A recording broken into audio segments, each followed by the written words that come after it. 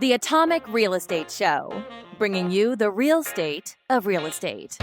Brought to you by Danny Bennett Productions in partnership with Direct Subs. This episode is sponsored by L.K. Miller. L.K. Miller has proudly been serving the greater Philadelphia area's commercial construction needs since 1990. As a commercial general contractor, whether it's office, medical, industrial, retail, or beyond, L.K. Miller has been building it for 3+ decades. To learn more, call President Jason Scholl at 484-213-8793 or email him at jason.scholl, SCHOLL, at lkmiller.net. Check out their website, www.lkmillerinc.com, and follow them on Instagram at lkmcommercial. Hey guys, what's going on? We are back for another episode of the Atomic Real Estate Show. I'm here with my co-host Nick Cessna, Ryan Dolan, and we have Matt Marino from KYND Real Estate Company. Matt, we're excited to have you on here. Yeah, thanks for having us. Matt is a real estate professional in the greater Montgomery County or greater Philadelphia area, Montgomery County, Bucks County. We met through actually the gym that we all went through. Yeah, and I didn't know that true. we all you rep your flag with your workout gear and I have mine, and that's kind of how we linked up. But excited to hear more about your business because frankly, we haven't worked together just yet, but we know each other through mutual colleagues. And I know you're blowing up on the scene. You guys have a great social media brand, and love to hear all about it. So thanks for having coming on with Nick and I, and tell us a little bit about your business, man. Yeah, I appreciate it, guys. So I started in real estate I had a quick cup of coffee back in 2016. Thought that this is what I want to do. Got my license, sold my sister a house, and then quickly moved to Florida for an opportunity with my full-time job, which was supposed to end, right? Supposed to get into real estate, quit that, and then I got an opportunity to move to Florida. Was single, young enough to do it, so I said, screw it, got to take the opportunity. So kind of put the real estate thing on hold, moved to Florida for my full-time opportunity, and hated it. Absolutely hated it. What part of Florida? I was in Tampa. I was in downtown Tampa. How's a single man hate Tampa? I loved actually living there, like the atmosphere and everything. It was just so fucking different, man. Yeah. Like nothing moves. You know what I mean? Slow like pace, everyone's slow, nothing moves. And I was just at a time in my life, I'm like, shit, if I get caught up in this, like I don't really know. I don't know if I'm gonna really do what I want to do. Corporate world, you know what I mean? Slow, and now you're the total opposite, East Coast. Exactly. Fast moving. People were very comfortable with how things were going. I was kind of in a role where really wanted to kind of get some shit moving and get started with my career in the early days. So pretty quickly realized that if I stayed there, a lot of my things that I wanted to do weren't quite going to happen. So I got out of there after a year, came back here, decided to just burn the boats, go into real estate. Started with Keller Williams, went to Compass, and now we're with Real Broker, and we're on our second team now. So how did you get linked up? So KW was your intro to the game. Like, who was like kind of your mentor, your liaison? Who brought you into the business? It's a good question, man. Yeah. I have so I called one of my good buddies who was doing well in real estate. He was with Keller Williams, just to kind of tell him, hey, I'm ready to kind of burn the boats and do this thing, pick his brain about different brokerages, and I ended up joining his team. It ended up in a conversation, hey, I'm looking for a listing partner, this and that. So it seemed like a good opportunity, and went and joined that team with Keller Williams. And that lasted about 6 months before I realized that wasn't such a great fit. Had my first kid on the way at that point. I knew that these weren't really the guys I wanted to grow and really, do our thing with. So I just kind of left. No pipeline, no deals, just kind of bounced and went to a different KW where I linked up with Mike Salino, former partner, awesome guy. Great guy. We love Mike here. Yeah, exactly. And then we got an opportunity to partner and go to Compass, where we started the Artisan Group, which lasted up until 2024. And now, early 2024. Here we go, KYND. Here we go. This year. So now let's hear about the new business, because I know you guys move quickly. I see you all over social media, Instagram, Reels out of control. You guys have, I know you're definitely geared more towards that audience, right? You're more social media forward. Yeah, exactly. I mean, we just realized that, the amount of people that we can talk to on social media, it's like Are we going to go spend 4 hours and knock on 100 doors? Or are we going to, contact and get in front of people on social media where we can really control the message and kind of be seen as, highlight what we want to highlight and show people how we're doing business, right? So we quickly realized how many people we can get in front of, with a lot less effort than walking doors and making 1,000 cold calls. So we really leaned heavy into the social media game, the Instagram, TikToks, everything like that.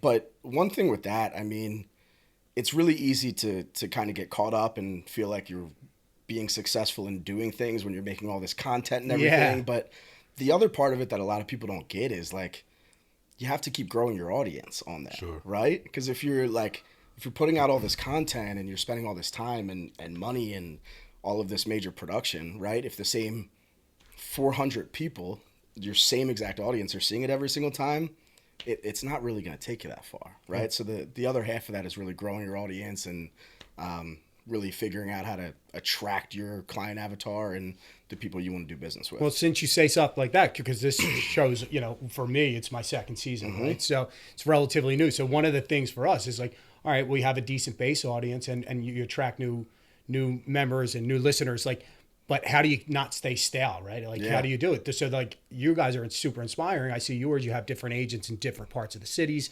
and counties, and it looks fresh in each different way. So tell us kind of how you're different from, like, you said, and when people like kind of say, hey, why do you move group to group? Mm-hmm. Like, they think in our industry, it always has to be something nuclear, right? Yeah. Like, it's got to be a blowout. It's got to be about money. Really, most of the time, it's just about the philosophy about how you like to do business, right? Like, exactly. And how I like to do business. And you mentioned, are these guys I can grow with? Would I, hang out with these guys and watch a game? Yeah. And that's kind of what it is. It's never like a nuclear thing that some diabolical thing had to happen. It's just like, hey, I envision my business this way. Some guys love the door knocking, right? Some guys swear by it. They think that's the way to go. Other people don't. So I would love to hear kind of your tech forward approach. Like, is it working? How do you know it's working? Like, what are some of the things there? Definitely. It's definitely, like you're saying, it's definitely about finding your tribe, right? Like the guys, the girls, and the crew that you really enjoy doing business with. You enjoy making content. You enjoy kind of going through the shit together, right? Because like in our industry, I know in your industry, in my industry, it's all the same as far as like, it can be pretty shitty, right? Like Absolutely. it can be pretty lonely. And people are pretty cutthroat. And people are pretty people cutthroat. will stab too, you in the right? back It's and like smile in your face. 1,000%. Which is shocking. 1,000%. Listen, because we get a bad rap sometimes. Like, everybody in that industry is kind of like that. The majority of people are pretty straight up, pretty cool people. But there are some people that will, take your kindness and cut you right out. Sure. But that's what when I had first met you a couple years back, like, we didn't even really kind of chat about real estate. You're just an approachable guy, right? Nice as hell. And you repped your brand. And I thought that was great because I'm kind of the same way. Like, it's when I'm out, we're walking billboard, right? It's like, how do we get to tell people what we do without being like sleazy about it, right? Like, and listen, I don't like prospecting, cold calling. I flat out said it on the show plenty of times. Door knocking to me, I think in 2024, 25 is insane. I just think but it works for some people. Some people are excellent at it. But my philosophy is more towards like, all right, let's start this podcast so we can reach out to a new audience, right? And touch more people. Exactly. And I see you guys are doing that just by your agent. You guys are peeling off agents, great agents from all over the place. Yeah. So what's the plan there? Are you trying to expand? Yeah, we are. And that's why, to be honest, that's kind of why we blew up the Artisan Group at the end of 2023, very beginning of 2024. Mike and I still work together, still out of the same office, support each other's businesses and everything that we do. It's tough to continue to scale and continue to grow when there's just a lot of people making decisions and different business theories, and right, because there's not just one way to do things. No, absolutely. There's a ton of different ways to do things, and I think we just realized that going in this direction, when we grew the Artisan Group, we had, I think when we killed it, we had like 18 agents. We were doing over 60 million in sales, but it was a ton of fluff, right? Like, it was a ton of just like, this is cool, we have a huge team, but at the end of the day, there was probably 8 out of 18 agents that really wanted to hustle, really wanted to work their asses off, really wanted to use this business as a vehicle to change their lives. And I was just finding it was like a full-time job for me to service some of the other individuals who aren't taking this as seriously, and as a result, you know, the agents that are taking this very seriously and burning the boats and busting their ass, they were the ones suffering, and I didn't have enough time or resources to make sure that they were the ones eating, right? So at the end of 2023, it was really a decision just based around production, right? Like, hey, let's skin the cat a little bit. Let's move forward with just the people who really, really want to do this the right way, like we want to do it. So we started over. I went from 18 agents to me and 3 others. And now we're back up to 7. And we have almost the same production that we had with, 18 agents. So it's definitely going the correct way. But yeah, we're looking to scale, but not with everyone, right? Like, we just want agents who, they're not afraid to hustle, to really, really do the uncomfortable things to make it here. But if you have that, then we'll give you all the back end resources, the branding, and everything that really goes along with it. So yes, we are trying to scale, but not just with anyone. So that's back to the philosophy point, right? Because we're also, obviously we do mortgage lending. We've actually just made a transition ourselves where we kind of, we had a great run, awesome partnerships with the people we were with, but just kind of wanted to get more localized, right? Yep, and exactly. The way we like to do business, just kind of the group that we work with now at Citywide Home Mortgage is, we had the philosophy and things we wanted to do in our marketplace that maybe otherwise didn't work in the marketplace. Yep. But to your point, we wanted to take it down, right? And we wanted to build it organically with the people that, we wanted to work with, obviously. Exactly. Or our partnerships through real estate. So, Exactly. Look, I totally get it. And everybody always has this doomsday approach like this. Like, why are these guys doing this? Did you get fired? Did you do this? It's like, no. It's like we're changing with the business, right? Exactly. Like if COVID taught us anything, it's like if you think the business stays the same, then you're just getting left behind, right? For sure. So, we're doing the kind of the same thing. So I'm happy to see you guys kind of go and do your own thing as we're kind of doing our own thing. Exactly. Nick and his guys break our stones about it because he thinks we're moving and shaking all the time. And I'm like, there's nothing really to it. It's tough, man. They kill you about your email addresses and your branding and stuff. I'm like, look, it's just sometimes that's what happens in business, right? It's always busy. It is busy. Only guy knows. Everything's an appointment. Every time you call this guy, he's busy, but then he's on the golf course. You know what I mean? I'm like, you ain't busy. I'm busy sometimes, right? I mean, you're busy on the golf course. That is one crazy thing. You're with 2 or 3 thing. people that you're definitely generating business from. That is like we should do a show on a golf course. Number one. Me and Danny were talking about the other day when we were setting up in here. We're like, let's do it because you and Danny are golfers, and we've learned that Danny's a fucking phenomenal golfer, right? The kid's no joke. And then me and CJ are god awful. We're like bigger than a baseball bat to a football game. And so I think it would be funny, us out there, me and Danny, and you and CJ. It's the truth, though. I mean, look, that's kind of our office space. We don't have one, right? It's not like where people used to come. Our office is in Old City, Philadelphia, front Chestnut.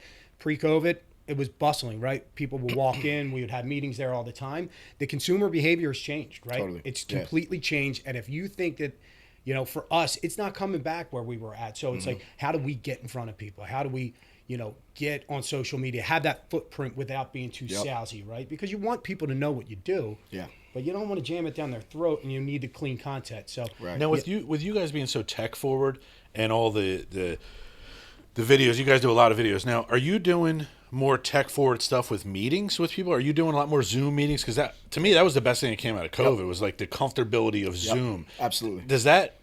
Does that allow you to not have to take as much time out of your day to meet somebody in person and go over things? You can be like, hey, let's click on a quick Zoom. Boom. That way you're still face to face. You see the emotions, you see all that, and you can talk about, how you can alter their plan, or, hey, we got outbid on this one. We did this. But, hey, and it's still personable, but it's like it's still time efficient. Yeah, exactly. It's to your point, Nick, 100%. I mean, we handle a lot of business. We always want to be face-to-face. We don't want to text. We don't want to phone. Obviously, you guys know things can get misconstrued, the 100%. Tone of things, right?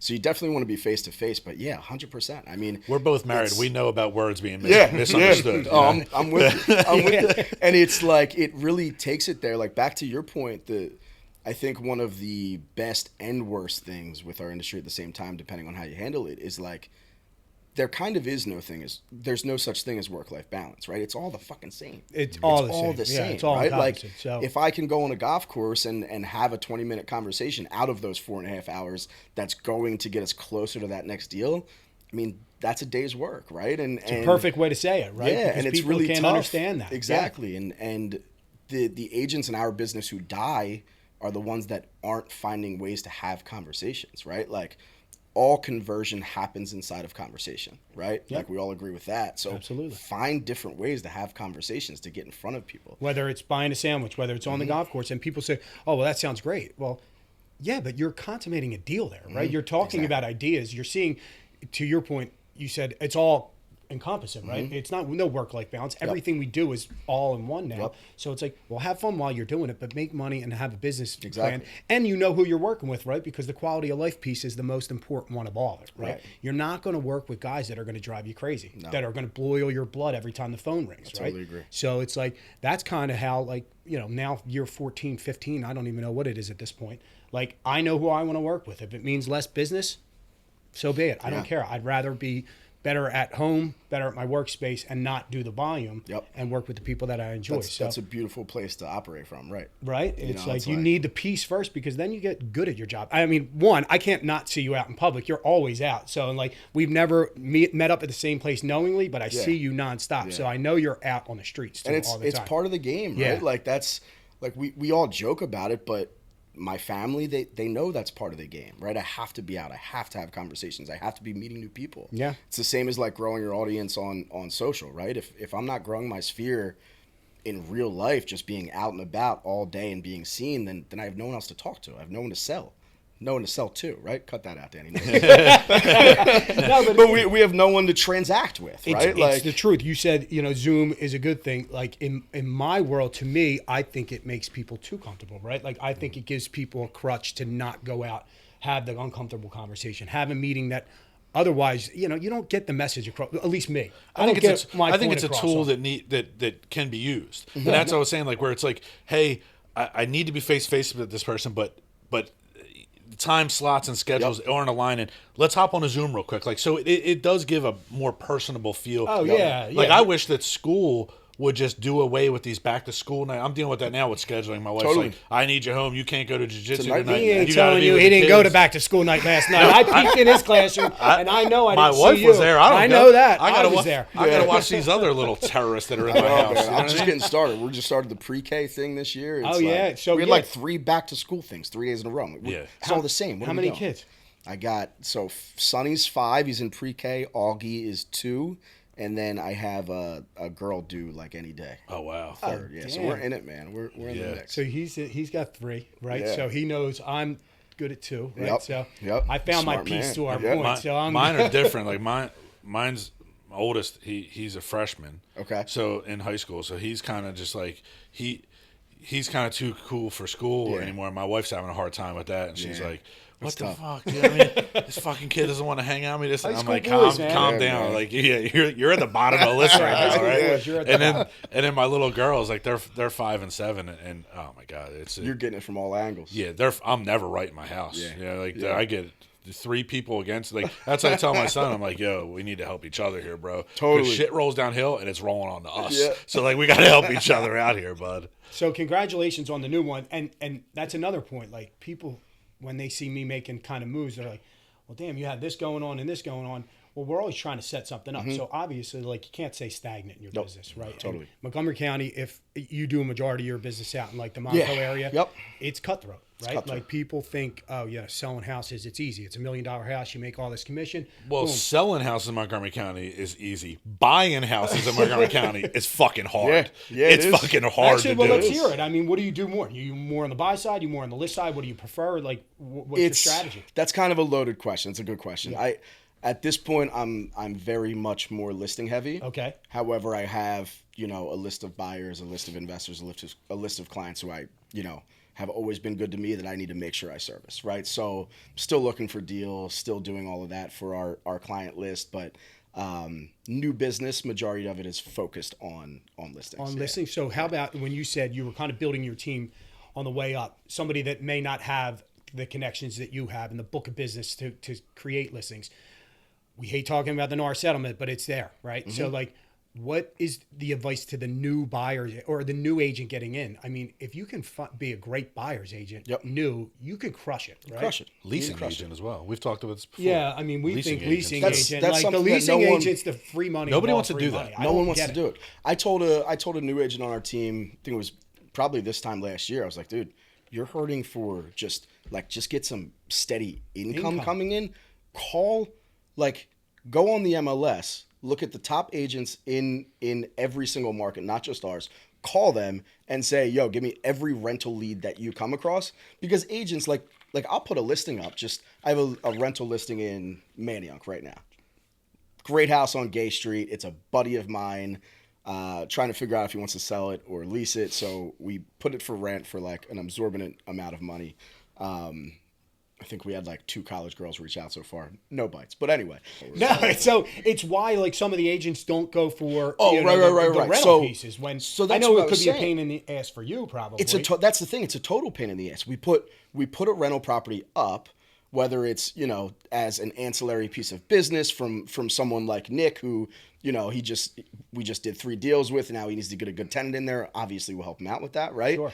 So we put a rental listing up, and we'll get like 40 inquiries a day from tenants, right? Like, I'm not sitting there sifting through it and seeing who's qualified, seeing who actually could buy a house, right?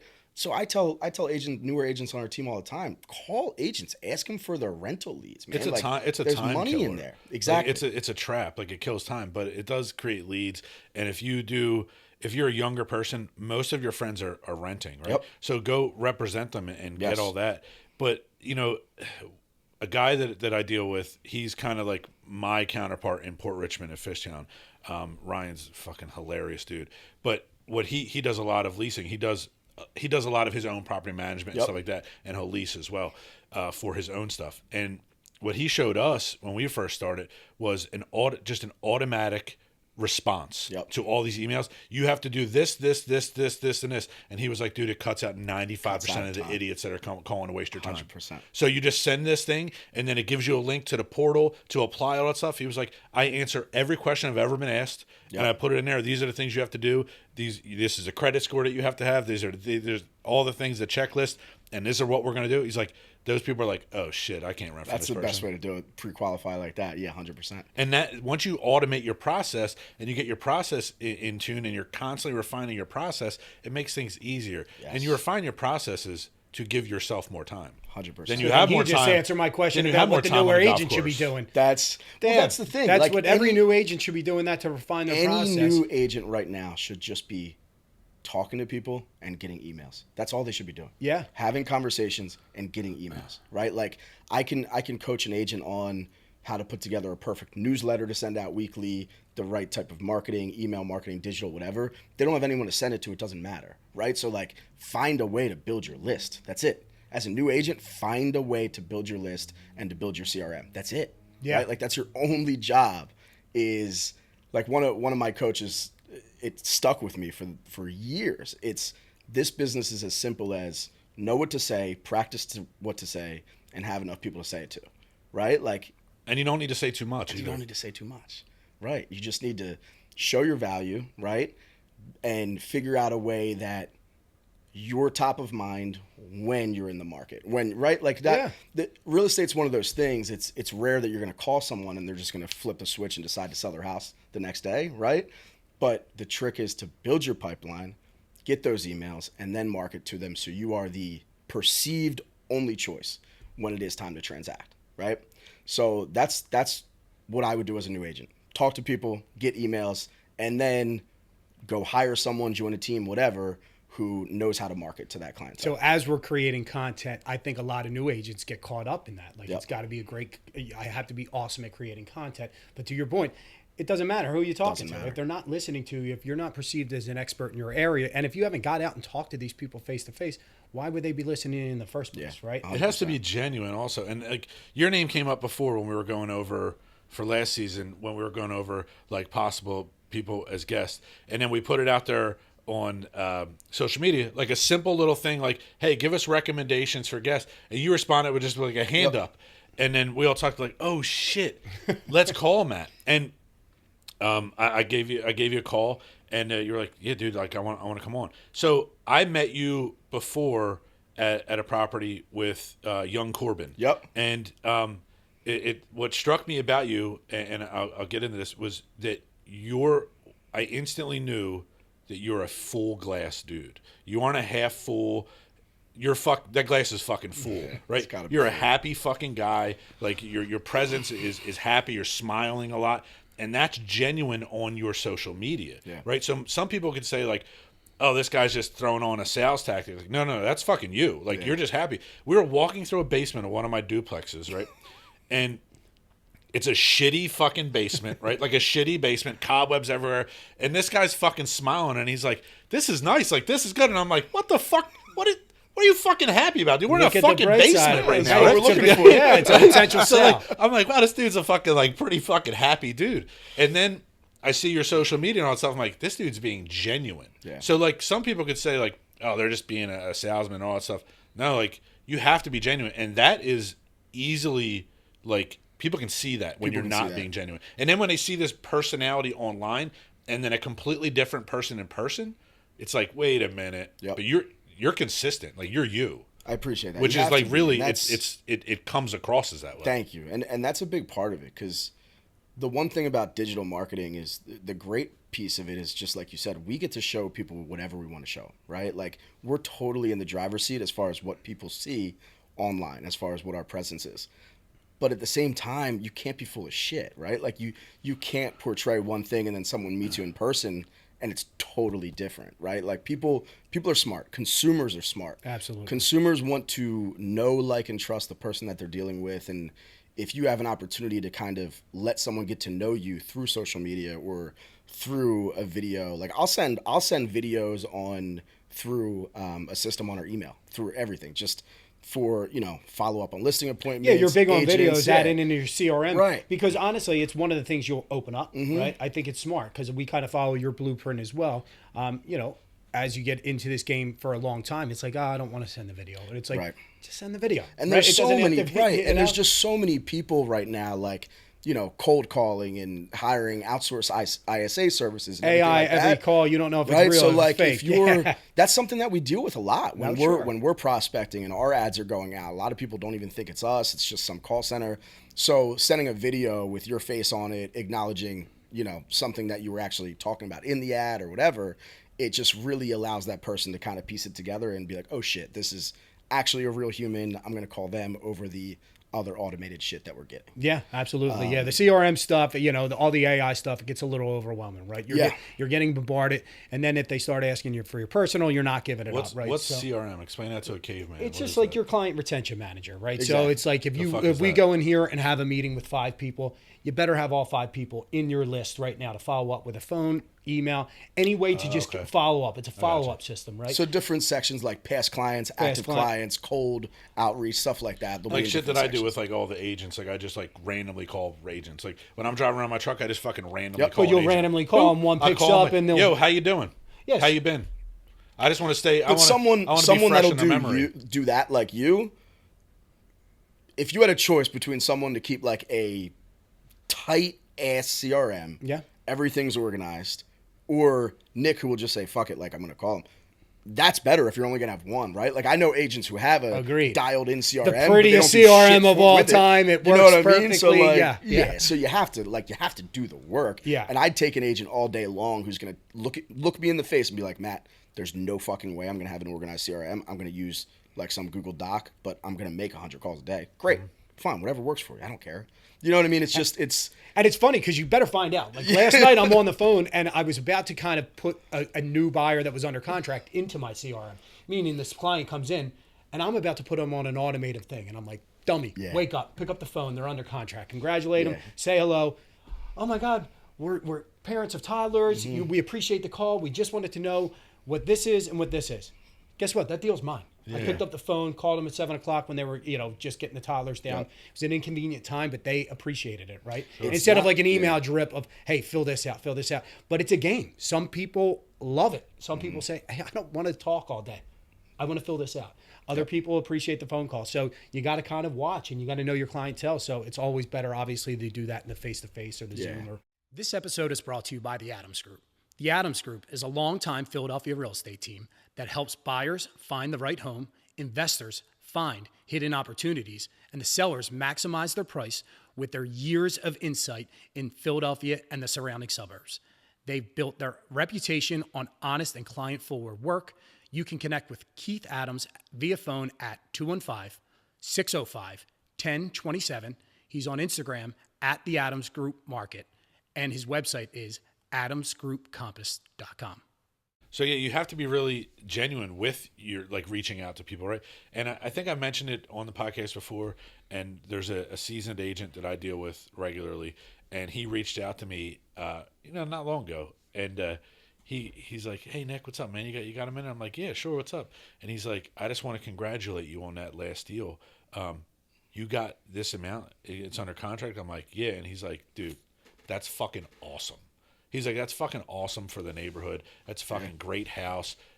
He's like, "I just wanted to really call you and just say congratulations." He was being 100% genuine. Yeah. Didn't need anything from me. Saw it hit the MLS like as pending under contract, and called me because he thought it was fucking phenomenal. He was like, "Dude," he was like, "when you first put it up and you were telling me about the number," he's like, "I know the work that you do, but I kind of was like, man, I kind of doubted the number a little bit." He's like, "You got it." And he was like, "Fucking congratulations, man." That's a guy that gets genuine. it, man. That's a guy that gets it. Yeah. You know, I tell our team all the time, like, you're only uncomfortable making these calls because every fucking time you call someone, you're asking for something. Sure. Make the touches when you're not asking for something. Sure. Check in. That's a you know what I mean? great point, right? Yeah. Because when that phone rings, certain people are only asking, Yes. asking, and then when you try to reach out to them, they're not answering because they don't need anything. You wonder why they don't answer the call. Like, So you're right. It's like about making those touches. But that person, whoever that is smart, because I could probably already tell you the story that person, I'm sure, got business out of you. One, just from making a phone call. Two, they understand that it helps the industry, right? These comps it's in his marketplace. Yeah. So why wouldn't he now look, okay, we're setting new comps. Totally. What is he doing different? Why can't I tell my builders, maybe pop out a roof, maybe do this, maybe do X, Y, Z? And that's an agent that just understands. Right. It's a 3-minute phone conversation. He remembers it. And I bet I could probably tell you that's what happened. I'm sure. Sure. Yeah. So 100%. that's a phone call. And it's like, hey, also like to your point, like we need to use this to our benefit. It's like, hey Nick, hope you don't mind. Like, can I call all the neighbors and let them know what you got on this property? You know what I mean? Because now the level of the appreciation is here, right? Now the values in the neighborhood are different. Yeah. Let's call the neighborhoods and let everyone know. And we were doing it and I think this is the house. We were doing one of the houses in Manayunk we filmed in, and he took this small row, popped the roof up. I'm assuming it's kind of property like that, right? Which builders see and say that's too much of a project to take on. That's right? the house he called me about. Yeah, exactly. That's because it's unique. It's like one, it's risky, right? It took balls to do it. Exactly. You can see the risk, and there's some guys that say, it's not going to happen, and there's other people that say, all right, it could happen, right? It takes one buyer, right? Yeah. And it's not that you're giving them a quality product. One buyer may not want what the whole neighborhood is looking for, right? So, I think you created kind of a blueprint. One, then you help everybody out. You help sellers, you help real estate agents, you help builders, all in one shop, because it's like, hey, this is not a bad idea. Let's stay where we're at, pop up our roof, and now we have some value. Yep. It's easy to be negative, right? It's very easy to be negative, and negativity is very cancerous, right? It spreads. I have no time for it on job sites. It's very fucking cancerous. I grew up with my dad on job sites being fucking angry and throwing hammers and beating people up and stuff, and it's very cancerous, right? So I'm guilty of this before when I first started, where I'd be like, this motherfucker's putting this house up, he's doing this flip. He ain't ever going to get that. Now, when I see stuff, even people that I don't like, I personally don't like them, right? I'll be like, and my wife will be like, do you see this person put up this flip for this amount? And I'll be like, I fucking hope they get it. Right. Hope they get over ask. Yeah. And she's like, I fucking hope they do too. Exactly, right? Because man. it's just like it helps everybody. Even though I personally dislike the person, I'm like, man, I fucking hope you get it. It helps bro. the game. It Hope helps you the fucking game out, succeed. right? It gives us more things for our world. It gives us more things to sell, right? It gives us more things to talk about. It's not how quickly can we sell you this. It's, hey, this isn't a bad idea. It just gives us another opportunity to reach out to our clients that may not want to sell, that may want to expand on their home. Well, hey, my builder just did this. Yeah. I just did a podcast with a guy that did this. It could add $100K to your house. Yeah, and that's all we're doing, right? That's all we're trying to figure out is like what our clients need, what they want. And but some of these agents do the simplest things that get him going. And it's like, It's crazy. It's so easy. I mean, an issue that we deal with a lot is like the low barrier of entry into our industry, right? Yep. So like that also equates to the competition not being that great. It's not that hard to stand out. Just do the right thing, give a shit about people, and make sure that you're providing a good service, and they'll come back to you, right? Yeah. It's like so many agents are, one, don't see the big picture, and it's like that directly affects their clientele too. If you're a buyer out there and you've been working with an agent and you've been looking for a house for a year, 2 years, 3 years in some cases, and you keep getting offers declined, and your agent's kind of a prick and not a likable person, like that adds up, right? Sure. Like that could also be this, which we've talked about before, is the agent is allowing the clients to run them, Yes. as opposed to the agent guiding the clients through the 100%. process. Well, that'll happen. What in this market for sure, out of desperation, right? We're starved for inventory, so it's like every deal matters, right? That paycheck is, for some newer agents, that's it, right? That's the 100%. only income they have coming in. Right. So I look, we feel that pain. We go through those peaks and valleys all Yep. the time, right? But that's when you get yourself jammed up the most in our industry. When you're chasing the buck, and that's the focus. You know how bad it gets, 100%. right? It's like, just keep yourself busy enough to not even worry about it, Yeah, right? Like yeah. that's our thing. It's like, oh shit, well, you may have lost this deal. Well, just get more, right? Exactly. And buyers worrying about the dollar too. Like we had this conversation the other night. Yeah. You were texting back and forth. About a client, and he bounces ideas off of me and stuff like that because I think a little bit differently than him, right? And I bounce ideas off him because he thinks differently than me.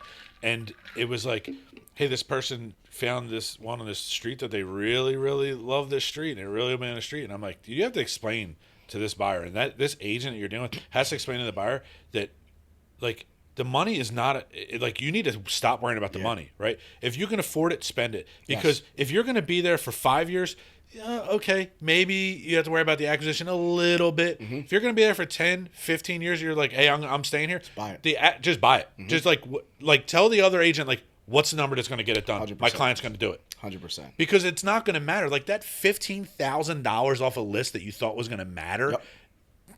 It's not going to matter in 5 or 10 years. No, it's not. going to mean fucking nothing not. when there's $200,000 in equity in a fucking property. And it's ahead. I was just going to say that the clients that are really losing out on those type of situations are just working with agents who don't really take any proactive approach to what they're doing. They're right? just like a yes man. When They're we, just yeah, saying, when we yeah, take hey. buyers out, like if you're looking at Ambler, if you're looking at 19002 between $600,000 and $800,000 before we even go step in a house, you're gonna know what the list to sale ratio is in 19002, right? So I can give you, hey Ryan, this isn't just me saying that every home in 19002 is going $50,000 over ass. Look, here's the last 18 sales in the last 6 months, 10% over ass. That's what we have to be prepared in going in this house. Or let's take a look at some cheaper houses, right? Like you have to set the expectations. So now there's some real ammo there, right? Like right. there's It's some, not just me telling you my opinion. Here's the data, man. here's the like, what do you wanna data, do? and I know you guys, obviously, everybody and real successful agents have different strategies, and we're never going to give up our secret sauce, But the things that you do differently that I appreciate, like I said, I always see you out on the streets. Even today, like for a settlement this morning, the listing agent was an agent that I've sent multiple pre-approvals to, right? And for one reason or another, have lost out. Now I don't, that's not my goal. Yeah. And so I go to the settlement today to meet that listing agent to say like, hey, I'm the Ryan that's pre-approvals have been coming across your desk. How smooth was this one? How great was the process? How quick was the close?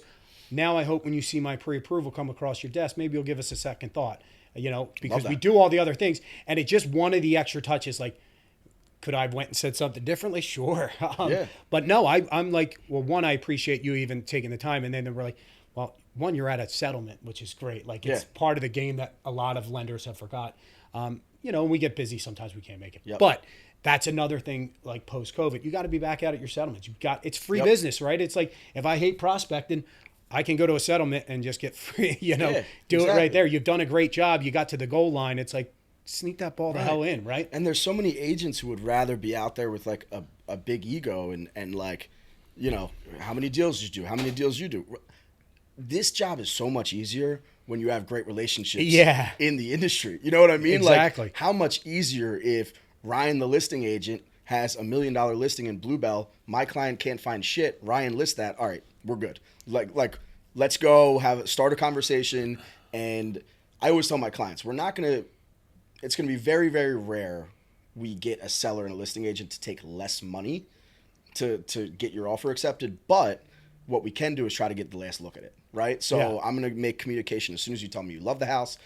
Before we even schedule a showing, I'm going to tell the listing agent how interested we are. After we leave, I'm going to follow up again. There's so many agents who will just go on a showing, leave, call the agent. The agent will say, yeah, best and final due Tuesday. And then they just submit an offer on Monday. And then again, it's like you have no chance. You got no chance. And Nick's big on this, right? It's like what little tweak, some agents are saying, well, the letter might not matter. This may not matter. You're very big on like what little things stood out, what number you put, what kind of status you were, what kind of job you do. And look, that's you. You're a seller. You're a property investor. We can't kind of look at it that way. Mm-hmm. But I mean, I'm a big proponent of get in there early. How are you going to stand out?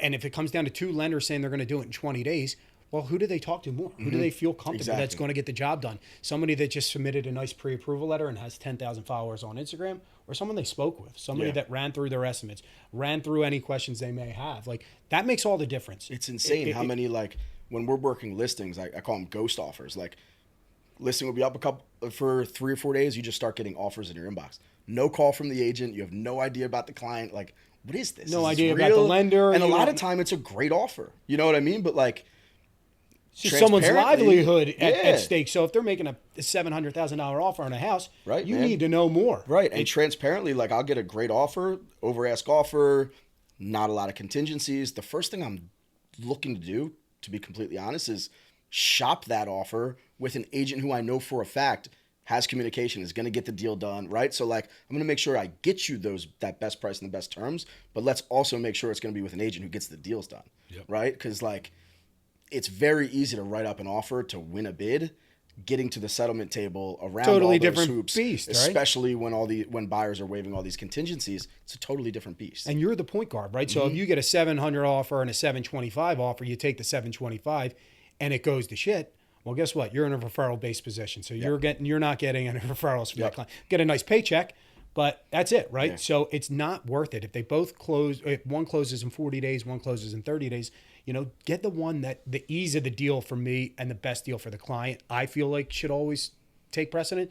But I don't know. Some guys always take the higher offer and come back and say, God damn. Those ghost offers are real. Yeah. Like they're like, that's a real thing. Like, you get them all the time, right? Like, so for instance, he has me look at his stuff all the time. He says, what is all this? Here's an example. So my wife's an agent, and my wife's more so like, she just has a real estate license to do all the stuff that we do, and then like help people that we know, you know what I mean? And so we list her parents' house. So my in-laws, it's a condo, right?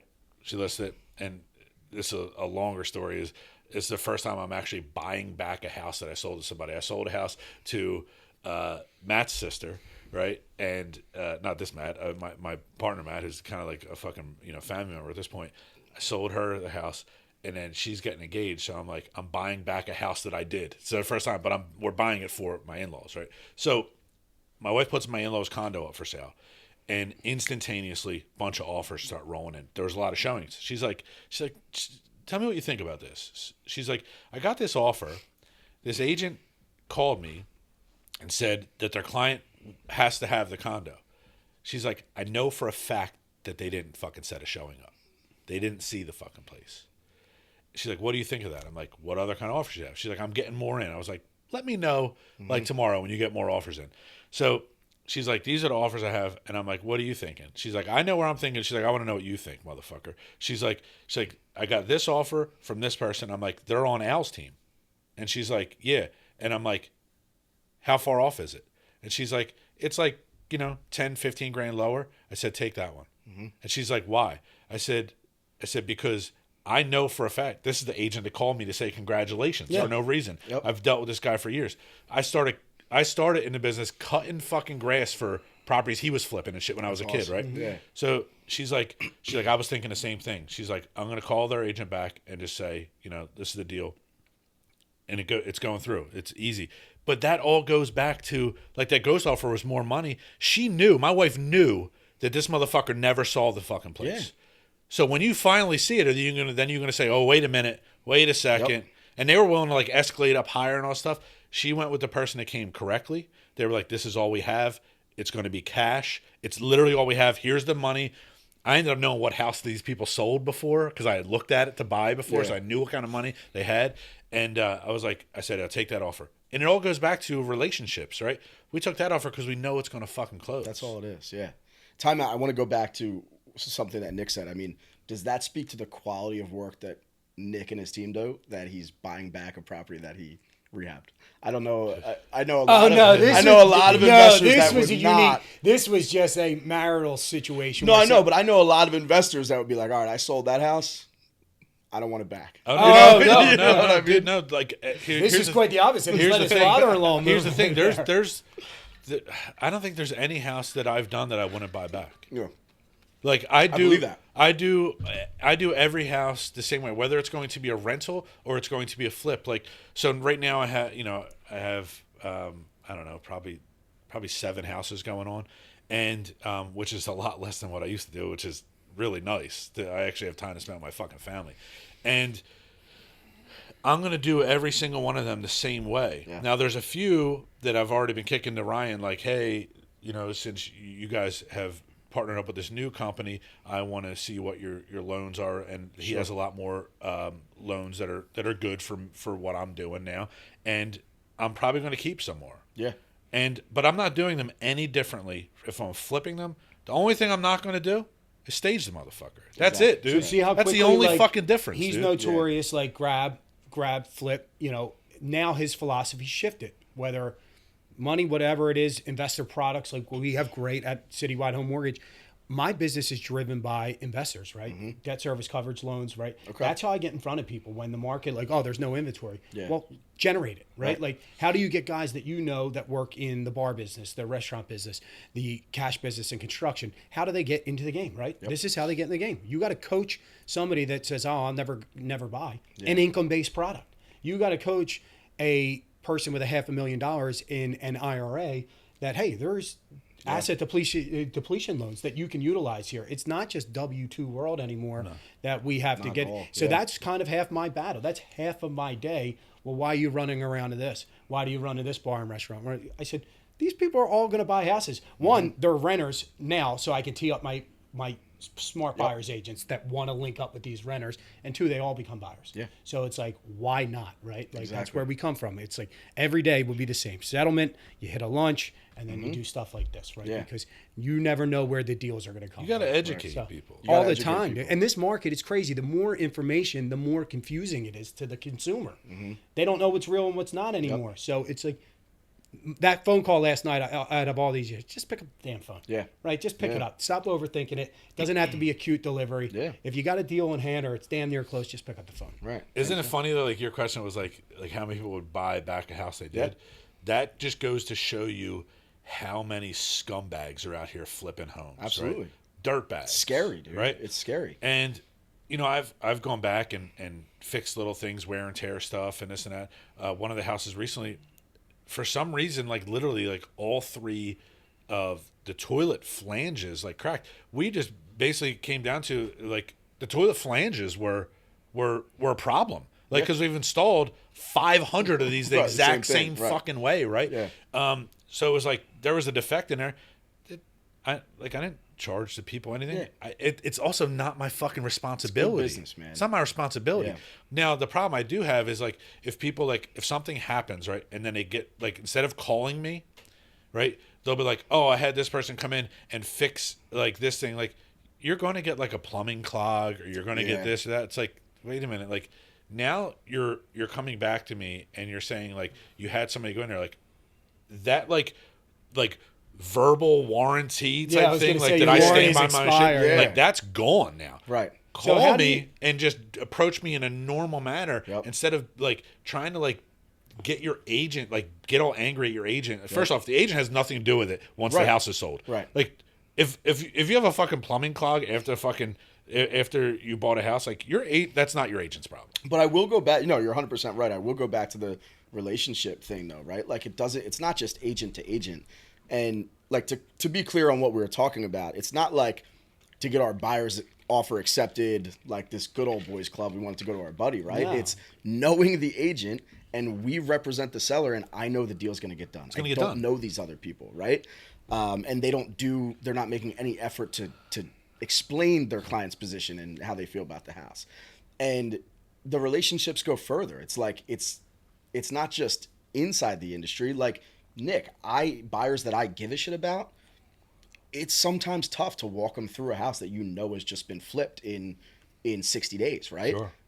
On the other hand, I would very confidently have my buyer walk through one of Nick's products and purchase it with full confidence. You know what I mean? So like the relationships, they go everywhere in all different tentacles of our industry. Well, and it's a hard part of your job. I mean, agents have it real difficult, right? Because any flip to you guys is probably like a new shiny piece of gold, right? Yeah. But it's like a lot of it's crap. So it's like, will you put your name with this builder, right? Band-Aids on bullet. Like, how can you, and Yeah. like, it's business, right? It's closable business, but it's like, is that your brand? Are you going to have that guy call and say, like, Matt's a shithead, man. He sold me this house. It was overpriced. Everything fell apart. That crappy builder he's still doing business with.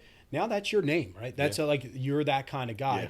And look, I think there's a lot of guys out there flipping houses that just simply don't know, that don't have the crews, that don't have the It's just for the knowledge. money, though. Yeah, and of they're course, doing it just for the money. They're only focused on the money. Like, that's the main that's focus. the problem, right? And not only the money, but like specifically the money out of that deal. You know what I mean? Yeah, it's like when you're hyper-focused on the deal, I have to deal, that's maximize when this specific deal. because who pays for it? Obviously, it's the consumer that's going to pay for it or lose out. But how's that vetting process with you? Because you're from an area like you're Norristown. Like, is that where you grew up at? Norristown? I actually grew up in like the Hatfield, Lansdale area. Okay. Went to North Penn until high school. Then I went to Kennedy Kenrick in Norristown. Okay. So that's why I kind of have a North Penn crew, a Norristown crew, but. So I tons kinda of developers out in Yeah, that area, yeah, tons a of ton. like local contacts, ton, man. and there's got to be people that you have to turn down at some there point. are. There are. And we have some programs going on right now. Like we're trying to get creative in uncovering some inventory and stuff like that. And it's all an education process, right? Like we have the campaigns that we're running right now, like the days of us going to a listing appointment and like, hey, here, it's 6%, whatever it's going to be with the NAR stuff. We're going to put your house on the market. We're going to have an open house. We're going to list it on Bright, whatever. It's done, right? Like people want options. We're going into a listing appointment now with a tray of options. Just right? almost like a la carte selection of like, how do we present this to sell? 100%. And do you want, like, Ryan, do you want to get out of your house tomorrow? Like, do you want to pack your backpack and leave tomorrow? Cool, I have a buyer. Do you want to, and this You is need the, a lease back? this is the I have price, some- right? This is the price that goes along with this option. Do you want to put it on the market? You got to go through these steps, but this is the price that goes along with this option, right? Choose whatever you want. I don't care. Like technically, and Nick can probably speak to this, I personally have a buyer for any home in America at a certain price. Wow, Would you agree with that? that's a buyer for everything. If there's a home anywhere in America and I run the numbers by you and it's a no-brainer, you'll buy it, right? Sure. You'll figure it out. You'll figure out a way to leverage if you need to, and you'll buy it. Sure. So this isn't bullshit, No. right? These ads that we're running, they're not bullshit. The cash for the quick offers, whatever. It's just a way to get in front of people and then give them a list of options, give them a menu of options, what works best for your situation. because it's not the same as it used to be. Not the Like, same. hey, there's 2 loan options. They're cookie cutters right Yep. now. As we made the move to our company, again, people say, well, why'd you make the move? I'm in a marketplace where I need product, right? And it better come along with a pretty damn good rate, and it better close very fast. That's what Philadelphia and the suburbs demand, right? So it's like you need to have that, because some people are saying, I'm just a conventional shop. I'm just an FHA shop. Well, I'm not, because I get out there and I'm all over the place. I'm down the shore. I'm up the mountains. I'm in the city. So it's that you need to be off. If you're going to walk into the room, you better have something to sell. Sure. And you better be able to explain it to your point where it's like an a la carte thing. Like, hey, what's your time frame? What are you looking to do here? Are you looking to rent back? Are you looking at kind of all those things? How much representation do you need? Because now everyone's too focused about the commission piece, right? Exactly. That's another subject in itself, but it's like, you're not adding any service, right? No. While you're worried about your commission piece, someone else is structuring a better deal, right? And that's what we are. We're problem solvers, right? Like at the end of the day, It ultimately is, yes. It's great. Like your new company, everything that you guys have, all the product offerings, that's what it is, man. It's about diversifying how we can solve the issues, right? And homeowners, a lot of sellers have issues, whether they're a distressed seller or a retail seller. there's going to be problems that come up. It's just how do we solve the issues? Yeah, well, you guys are doing a kick-ass job with it. When I got into this in the beginning of the episode, I'm thinking, oh, these guys are just social media. There's so much more to it. Obviously, that's just an ancillary piece of what it is you guys do. So moving forward, like kind of what's the vision for 25? Because, I know our citywide team is certainly looking to work with your team moving forward. Definitely. But what's the vision kind of for you guys in 25? What's the next big step? We want to scale, man. We want to. Is that with new agents? Is that with new tech? Is that with new ops? Is it all? It's a little bit of everything. A little bit of everything. It's a little bit of everything. So we're dialing off camera. I was telling Nick a little bit. My processes, operations suck. I guess I could put kind of a past tense on that now because we're really working through some stuff now. But it's always been just kind of like a grab and go, hustle and sell and make sure everything's right. And I'm really, really focused now on building and scaling a predictable business and something that we can really, really hang our hats on, that we can bring on agents and say, hey, if you do this, and this, you will make X, right? With the lead flow that we have coming in and the process that we have. So we're really working on dialing in our processes. I'm someone that has always believed to just keep surrounding myself with the right people. So I keep putting new partnerships in place for our team. For example, we just partnered with an agent, Steve, in the Carlsbad, California market, right? Wow. Just for our digital advertising. Sure. So just because he's a wizard with that stuff, right? And we want to scale, so I'm putting the right people in place.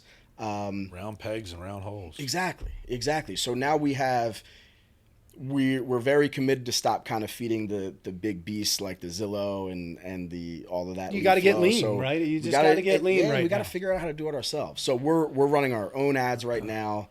To half of it is to the seller side, what we just talked about, cash offer, 1 week off or whatever, and then we get those menu options in front of them. The other end of it is running ads to the buyer pool, right? Like, are you looking for these types of properties? So the goal of these campaigns is to eventually have a seller reach out, and then in our back end, it matches them up with whatever buyers came through on the same type of criteria, and then we just play matchmaker all day long. So we have a couple systems that we're still working on putting in place, but we want to scale. We want to add agents. And it's just about having the lead flow and the right agents. The right agents. Well, Because I've made that mistake. Somebody that's going to see the game plan and say, hey, I think I can play this position well. Yes. Yeah, and play on that team and get into the end zone. Like, these sports cliches, but they it's what they are. But the business is getting smarter. In the beginning of the show, he said, he was with a group, I think it was 18, and eight producers. It's like, well, why with the 10X you waste your resources, right? Mm-hmm. Like, get better ops, because if you don't get better ops and you're wasting all your resources mentoring these young agents where you don't simply have the time, well, scale is not in your vocabulary anymore. Yep. You can't scale anymore because you just don't have enough time, resources to do it. So people always say the move part. Again, we always go back to like, why the move? We're always working on our business, right? Yep. We're always working on our flow. And then it seems like when we get there in our business, things change, right? Yeah, so exactly. It never changes. It's not like we're just not desk jockeys. 1 year we might be, right? During a refi boom, you might just be here for 12 hours a day, right? Now you're out grinding, right? Yep. It's like everybody lack of inventory. Exactly. Well, go find it. Go find buyers. Go find builders. Go find people that are going to get in the game. Yeah. And if they're not now, they're going to be. Just get off the sidelines. So, and I almost look at our setup as two separate businesses within one, right? So we have our sales team, which all of our agents are a part of, which we service and have a process and cadence for our incoming paid leads. But then on the other end, the other side of it is coaching and training those agents on how to build their own brand and business and get their own clients. Well, you just said that you sucked at something, mm-hmm. right? And you're getting better at it, but you identified a weakness. Yeah. So a lot of people have a hard time doing that. A lot of people have a hard time saying, I am not good at this part. Yeah. And then getting better at it. They just try to ignore it and hope it goes away. Or they'll throw a lot of money at it, and then we look and say this problem got a lot worse. Yeah. But here's the other thing though too. Like, you get these teams, and this can go across any business, not just real estate. And there's so many real estate teams where like there's 4 or 5 like really fucking go-getters, right? They're just like, they're out there doing their own thing, right? They're self-reliant and they're just self-producing. And then you have these other people and they're like, man, that person's a bum, right? They're a bum. And I learned this in my past work, where it's like not everybody can be a caseworker, right? So it's like not everybody can be a playmaker. Some people have to be an auxiliary like helper, right? You have to, if you're like in a team lead position, or even if you're not in a team lead position, how can I make this person help me, right? Because they're probably just looking for an opportunity, right? And you present this opportunity, you're like, hey, I see a strength in this person. Well, you need to exploit their strength. Like, you may not be the fucking all-star quarterback here, but you could be a great fucking third down running back for me, right? Yep. So, like, how do you find people's strengths and plug them in and make them the round peg for the round hole, right? So, a good team leader, a good sergeant, is going to find the strengths in people, and then if you can't teach them and you can't, have them reevaluate themselves, you need to reevaluate your leadership. You need to look at yourself in the mirror, and at that point, they may just be a broken individual, and it's 100%. Just like then they get them off the team. But you got to give these people opportunities. You got to help them know what their strengths are, and some people aren't real assertive. There's so many ways to build this business. We said that in the very beginning. Absolutely. And that's what I pride myself on our team. Like, I have agents come to us who, right now, they'll probably do 12 to 15 million in volume in a year, which is a badass agent. And they sold 2 houses with another team because the other team said, hey, you got to make 100 calls a day. You got to knock on 50 doors a day. That's the only way to do this. They weren't good at it. They're good at being out, making relationships, making new connections, and really giving a shit about people and building their business that way. So, Nick, you couldn't be more right about that. It's just about finding someone's strength and just motivating them and giving them the permission to give themselves to operate in that strength, right? Rather than do the shit that they see on all these gurus, like you got to do this. People have to get comfortable being uncomfortable, right? 100%. Yeah. And that's jiu-jitsu, right? You have to be comfortable being uncomfortable, and you have to put your ego aside to excel. Like, you can't have a fucking ego, and that transcends to so many different things. Like, think about how easy it is for realtors to have this fucking ego about themselves. I can't stand these certain realtors. Crazy, man. So I've said it 1,000 times. Real estate and being a realtor is the only profession that I can think of where you go take a test, have no experience, go take a test, and then declare yourself an expert, and people don't question you. Yeah. You are not an expert till you've done something hundreds and then thousands of times. Then you are a subject matter expert, right? Totally agree. But everybody wants to just like, and we talked about new agents. What would they want to? What should they do, right? I have new agents that call me, right, and they'll be friends, people I know, and they'll call me and say, "Hey, Nick, I was thinking maybe you can give me like one of your next listings." Why the fuck would I give you a fucking listing? Why would I give you a listing? That would probably be the worst thing that you could do for them. Think about what you just fucking said. You want me to just hand you something? Yeah, it's really how I can earn your business is how you want to lead off. Now, if they called me, if a new agent called me, like say one of your agents called me, and they said, like one of your agents actually was texting me on the way here, right? Asking me about something, yeah. But if a new agent contacted me and they said, hey, I just want to let you know, I got my real estate license. Is there any advice that you have for me? Or anything? I don't have my real estate license, but I can damn sure walk them through every single part of their job because I've sold. How many transactions have I done? Hundreds at this point. So if they called me and said, hey, I just want to let you know, I have a real estate license. I just got my real estate license. If there's anything I can do to help, if there's anything I can do to come learn, I'm here, right? And my response to them would be, listen, if you can get a house that's distressed, somewhere on your block, I can show you what the signs are to look for, this and that, and you find that and you put me in front of that person and I buy it, it's your fucking listing when I'm done with it. You just earned the deal. It's your listing when I'm done with it. Yeah. And I will walk you through the entire fucking process for free. If I was that agent and had that conversation with you, I would get off the phone and do fucking nothing other than go find a distressed property. Right? Yeah. Because of the opportunity, not only for the listing, but the opportunity to walk through the process with you, learn everything that you know through that process. It's invaluable. Like keep the commission. I'll do it for free. When young Dylan started, right, years ago, he started, right, I said, listen, I'll give you $500 if you can find me, I think it was 20 distressed properties in Roxborough, Manayunk. I want you to text me the address and photos and what is distressed about them. Find me, I think it was 15, and I got 500. Come to my house. I got $500 fucking dollars in cash for you if you do it by Saturday. And he fucking did it. He fucking did it. And he fucking made this list, and me and him went over. I said, these are the things you look for. Multiple, like, window units, like fucking the simple stuff. Weeds, extra mount, the mailers, you know, all sort of shit. I said, you want bonus factors? If there's multiple meters on a property, electrical meters, and it's fucking distressed, I might give you a hand job on the spot. You know what I mean? So it's like, I taught him all stuff, and then now this kid's fucking blown up, and he's doing a ton of stuff. Shout out to Dylan, man. Yeah. I love Dylan. Another younger guy just hustling and doing things the right way. Corbin's name came up too. Corbin, what's up? We love Corbin here. He's a good dude. Another guy you see young, promising, just does the right stuff, leads by example. So, man, tell us, our listeners, number one, where they can find you guys, because I see you all the time, but they may not see you all the time. Yeah. Email is just matt@kyndrealtors.com. KYND. We're going to throw it up on the screen there for them. Yeah, KYNDrealtors.com. And we're also, end of October, we're actually starting, hope you guys don't mind I'm plugging this. Not at all. Plug everything. KYND Academy, which is, it's going to be totally free, broker agnostic, any broker you're from. It's going to be a 5-week program, 2 hours a week that we're running just for agents. You can go ask your brokers and stuff how to fill out the paperwork and shit. This is going to be how to fill your pipeline, how to brand yourself, how to market.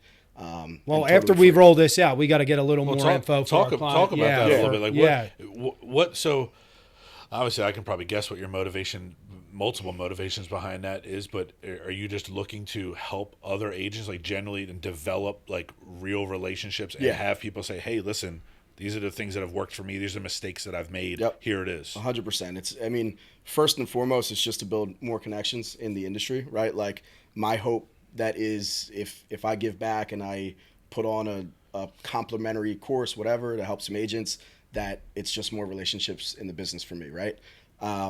2, we might find a couple agents that's a good fit to continue working with each other. But 3, man, I want to build this industry up. It can be really, really shitty at times. It sucks working with people that suck at their job, man. It can have a really bad reputation around it, and it doesn't have to be. Like, the Corbins, the young, like, this business, the retail side of it, the investing side, it can be absolutely life-changing, right? But no doubt about so many people get into it with just crazy expectations that aren't realistic. Yeah.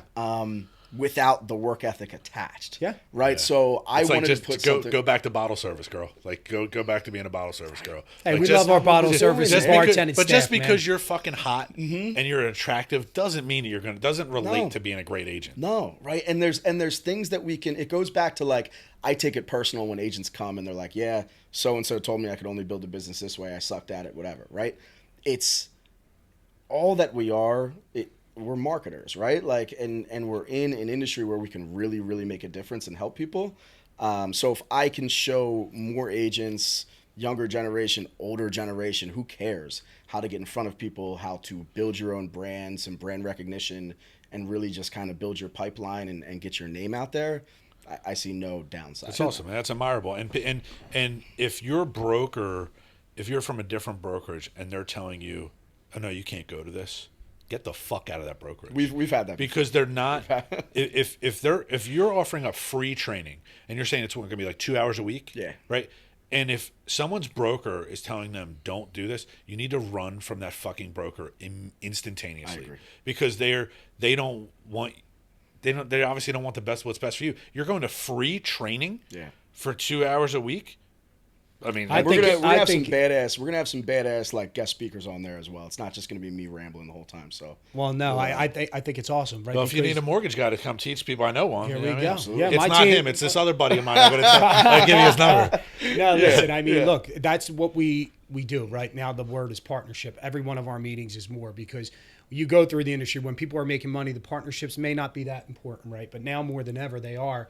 And to our point, like, working with people that know what they're doing, that have a real understanding of the market, just makes the job easier, right? Like in my marketplace, everyone says, well, why do they go to you as a lender? And I'm flat out, every lender in this area is excellent, right? Yep. Like, they're fantastic loan officers. I wouldn't say every one of them. Well, there's a lot of good ones. There's a lot of good ones. I'll give props to and I'll give props to a lot of guys in my industry. Really they really know what they're doing, right?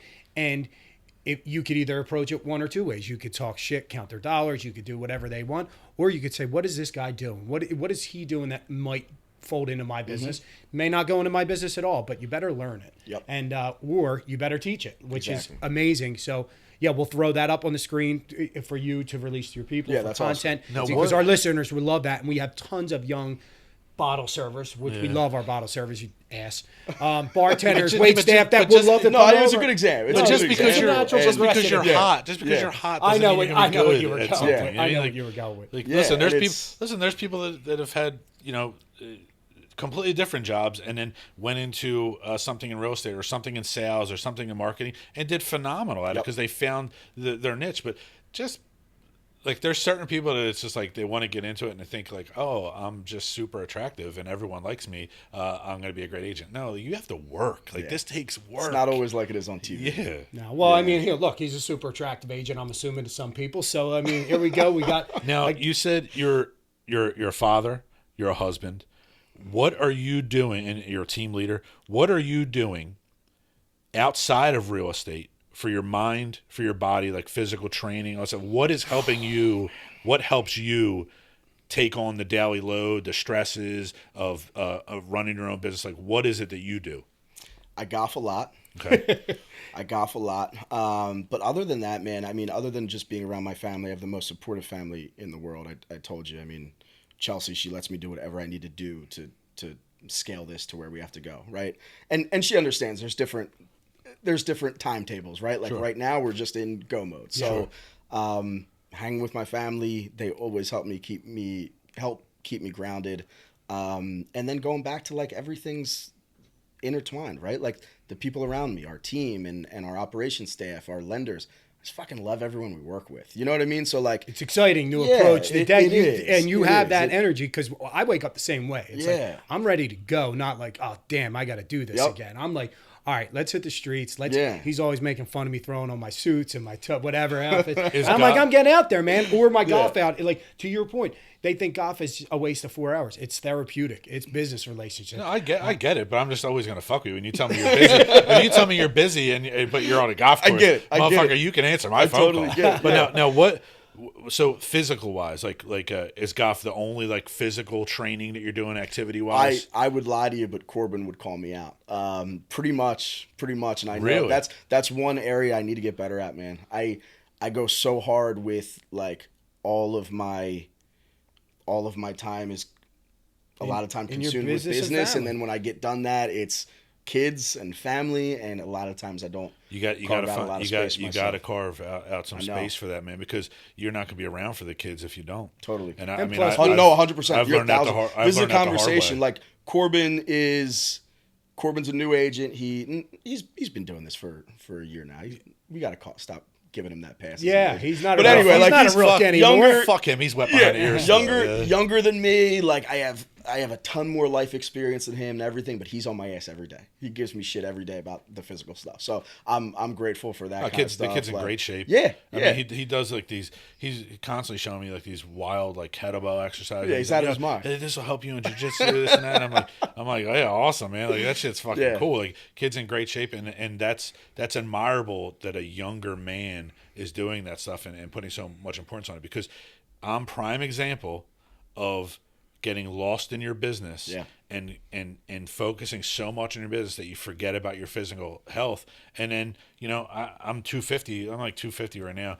But I was like closer to 300 at some point. My blood pressure was off the charts, making more money than I ever had in my fucking life. Right. Yep. And then it's like the doctor tells you something. You're like, none of this shit means anything, man. If I can't be here for my family. It's hard to operate that way too. You know what I mean? When And you're it'll make you a feeling better like shit, golfer, like- dude. Yeah, you do no. all them like kettlebell and Oh, all I them, know. like No, wild he was in there. That's where Turkish we met get-ups at. and shit that he's doing. Like, dude, your golf game will go through the roof. I know. Oh, in due time, I Corbin agree. will have his ass in shape. Well, look, I mean, we're loving your business, your team. You have such a unique set of agents on your team. I mean, really, like it's kind of to your a la carte point. It's like there's so many great agents in so many different neighborhoods, cities, suburbs, investor relations. So You guys truly work as a team too. We do. And if you're out there and you It's think you clear and don't apparent. you don't fit the mold as a real estate agent, we'll take you. there you go. I love the We won't, not just because of that, but if that's holding you back and you have the other stuff, I love the couldn't care social less. media presence. I love the videos. Like, it's genuine.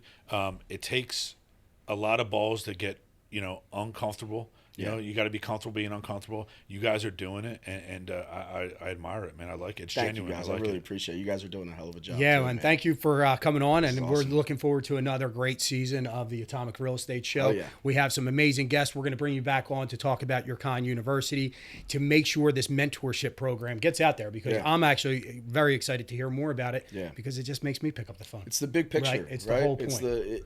You know, I might not end up working directly with one single one of these agents, but maybe they bring a title deal. Maybe one of them turns into the next Dylan Bear, right, and starts bringing me properties. Yeah. Like, it's the big picture, right? Like, there's so many different ways we can kind of partner and make each other.